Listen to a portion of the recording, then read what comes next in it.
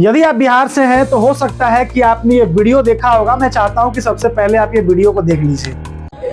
बेटा मर गया 4 महीना भेल बेटा के मरला ओकर बच्चा सब के आप कथी को देबै खाइला घुसु को घुसकुनिया काट को में दुगो केला बेच के दिया बता के पोसैत रही।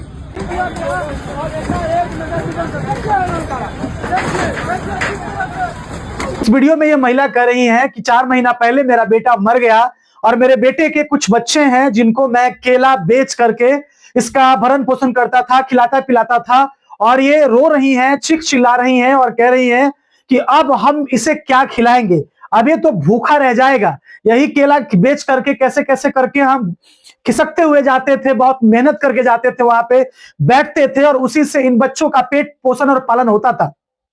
लेकिन अब इसे कौन खिलाएगा, ये बच्चे भूखे रह जाएंगे।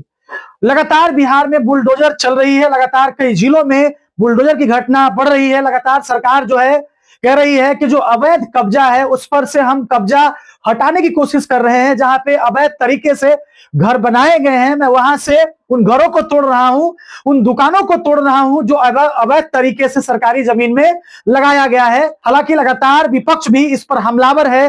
विपक्ष कह रहा है कि जानबूझ करके उन गरीबों के ऊपर बुलडोजर चलवाया जा रहा है जो विपक्ष के सपोर्टर हैं। उन जाति पे अत्याचार किया जा रहा है जो आरजेडी के वोटर थे, जो कांग्रेस के वोटर थे, जो विपक्ष के वोटर थे, उनको उनके घर को पहचान पहचान करके उनके घर को, उनके दुकान को तोड़ा जा रहा है। ये अन्याय है, ये बिहार में नहीं होना चाहिए। बता दें कि समस्तीपुर में, लखीसराय में, सीतामढ़ी में, पटना में लगातार बुलडोजर चल रहा है। सम्राट चौधरी ने कहा था कि बिहार में योगी मॉडल नहीं लेकिन सम्राट मॉडल लागू होगा। लेकिन जैसा वीडियो सामने आ रहा है वैसे प्रतीत हो रहा है कि बिहार में भी योगी मॉडल ही लागू कर दिया गया है और सम्राट चौधरी ने भी योगी आदित्यनाथ को देखकर बुलडोजर चलाना शुरू कर दिया है। हालांकि सुप्रीम कोर्ट का फैसला था कि बिना नोटिस दिए हुए, बिना इंफॉर्मेशन के आप बुलडोजर नहीं चलवा सकते हैं। आज शरीफ से भी कुछ घटनाएं आ रही हैं। वहां के लोग बता रहे हैं कि लगभग 100 से 150 दलितों के घरों को बुलडोजर से तोड़वा दिया गया है।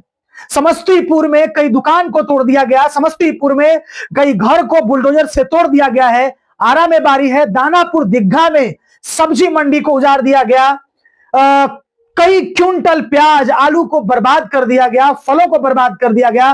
और आपने कैसे लोग रो रहे हैं, बिलख रहे हैं, उनके आवाज को तो आपने सुना ही होगा। हमने रेहड़ी, ठेले, पटरी पर छोटा सा कारोबार व्यापार करने वालों का भी हमने हाथ थामा। लेकिन सरकार कह रही है कि चाहे कुछ भी हो जाए, इन सारे चीजों से हम समझौता नहीं करने वाले हैं और अवैध कब्जा जो है उसको तो हम हटाकर ही मानेंगे, क्योंकि इससे पब्लिक को काफी दिक्कतों का सामना करना होता है और बहुत सारे लोगों ने सरकार के जमीन को कब्जा कर रखा है। हम कतई बर्दाश्त नहीं करेंगे और ये बुलडोजर की घटना जो है, बुलडोजर लगातार बिहार के कई हिस्सों में चलेगा। लगातार इससे सबसे ज्यादा परेशान कौन हो रहे हैं, आइए हम आपको बताते हैं। बिहार में कई जगह बुलडोजर चल रहे हैं, लेकिन कई लोग सोशल मीडिया पे तंज कस रहे हैं। लोग कह रहे हैं कि ये 10,000 रुपए का रुझान आना शुरू हो गया है।